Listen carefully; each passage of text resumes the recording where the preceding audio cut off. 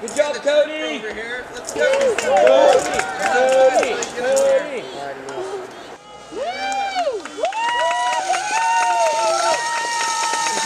You look so happy. I was invited to come participate in the Wolf program, not knowing much about it at all. And I was really, really grateful for the opportunity to come get to meet some of these special kids, understand what their stories are, and to spend some time with them up in such an amazing environment. What they're doing for these guys is absolutely amazing. Their parents have made some of the ultimate sacrifices for our country, and anything I can do to help them be supportive of this really amazing, unique program, I'm absolutely happy to do. I hope they invite me back in the future, and I have great expectations for these young leaders that are up and coming.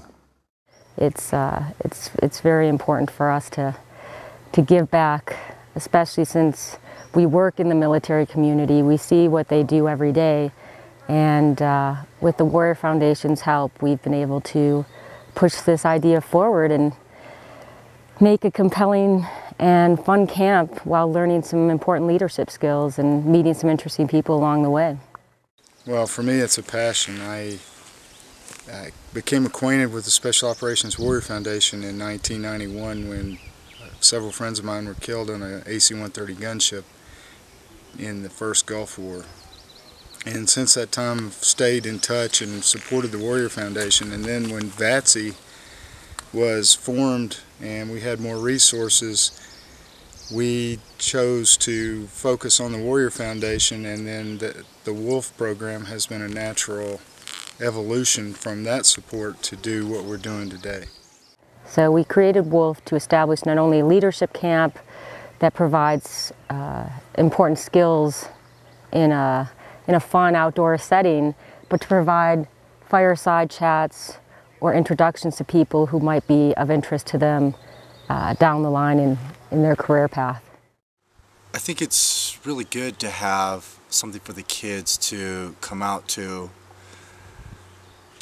give them experience and exposure to positive things. Not saying that they're exposed to a lot of negative things, but just give them good positive examples and teach them lessons that will become valuable and they could use later on down the road and even apply to their daily lives now. These children are ranging age from 15 to 19, and we chose that as the initial group because we wanted to catch the children who were either just finishing high school and going to college or had just started college, because we feel like that is the right group to help immediately as they're starting to look at what their careers are going to be after college.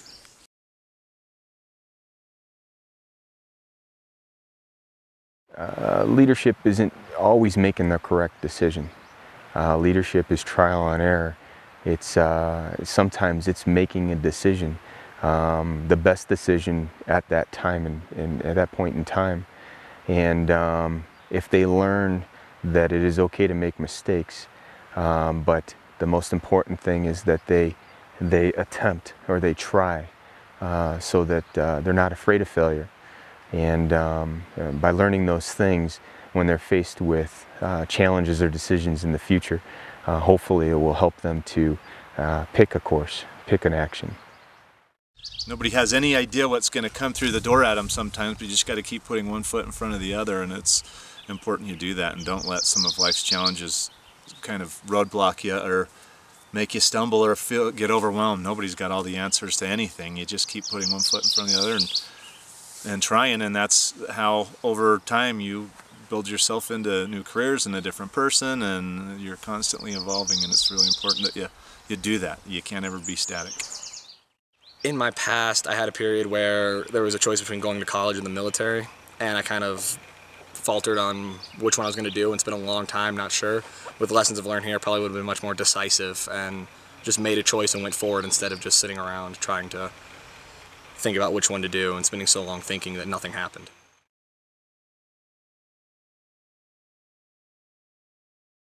The overarching theme is leadership and showing the kids the various aspects that go into what it means to be a leader.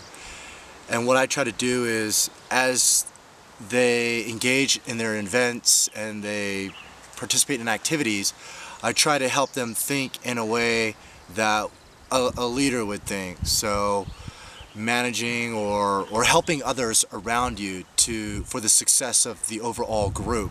And when they do that intuitively, I try to bring that to their attention and help them realize that they are displaying those leadership characteristics, realize that, capitalize on it, and move forward. The most important thing of a leader is someone who is able to lead themselves and lead their way through their own life, not just boss other people around. I've learned a lot, actually. I've learned to be more patient with people and to be a better leader. Before, I would just kind of ignore what other people had to say if it wasn't what I agreed with, and now I take time to at least consider everyone's options. I guess I think of a good leader as someone who can inspire and direct people without necessarily being ornery and abusive with it. No, that's not going to work. But I think Because they're going to end up falling. The person sitting is going to end up falling. Yeah, once you get done moving, you get to the other end that you're supposed to be, then you can stand up. Is there any other way we can get around them if we use that same method for everyone else?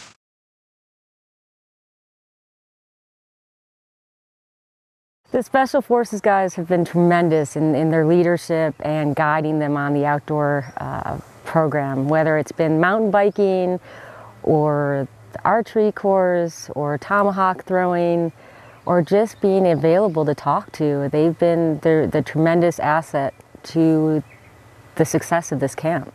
It means a lot to have the Special Forces guys here because you get to see what different branches your dad was in, even if they're not in the same one, but you kind of get to feel what it was like. And it's nice to have someone here that understands where you came from in a way and what your dads went through. So it's good to have them, or it's good to have the Special Forces guys support you. At this camp, a lot of the SF guys, they've really helped. They've helped me learn, show me new ways of doing things and how to do them correctly, not just do it this way because I told you to do it. They walked through it, which at this camp was really helpful. Okay, cool. Oh! He hit it! He hit it! Yeah, he hit one though, right? Was that the target you were aiming for? Yeah, yeah. All right. Just say yes. Just act confident. Yes. Okay. Thanks a lot. Oh, he hit one. This is the winner!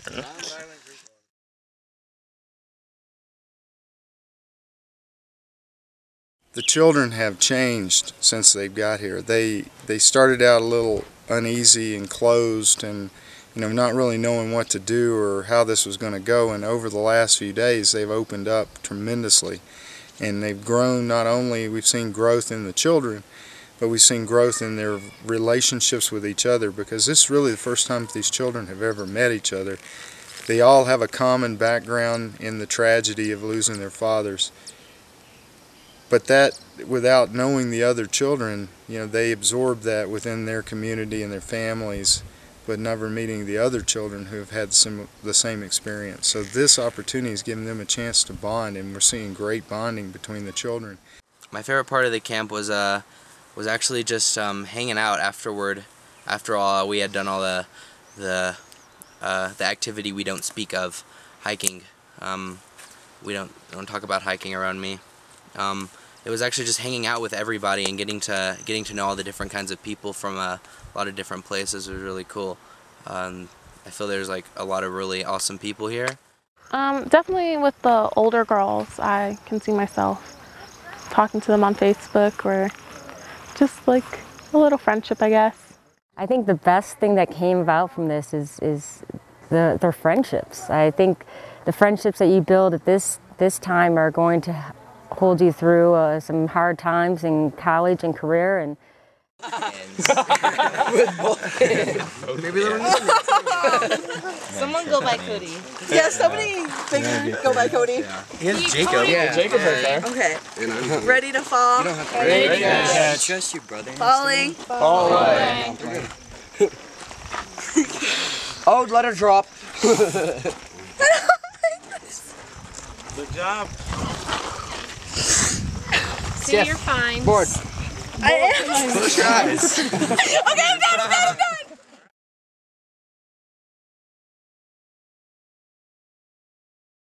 I just want to say thank you to all the people who donate for everything. Some of us do complain, but it's just because we're taking for granted what we have, and that's not an excuse, it's just what we do as teenagers. I thought that was fun, and I like the people that are here. I think it's really cool that they are taking their own time off to come and be with us. It really means a lot to us, even though we don't show it. Because even though our homes are a little bit broken, it just seems like all of us are being supported no matter what. She means everything to me because she's pretty much the backbone of the entire family. She had to raise me and my brother from when we were very little, when we lost our dad. So she had to overcome a lot of obstacles just raising 2 kids by herself. And I know she's been through a lot, so I'm very thankful and grateful that she raised us to be who we are and gave us everything she could give us. My dad passed away in August, and as you can tell from my personality, my mom is a bit like me, except she's the authority figure, so to say. So we don't really get along. I haven't talked to her in a while, but I'm going to go home after this trip. She lives in Hawaii, and I'm going to go home and try and patch things up because I know that's what my dad would be proud of.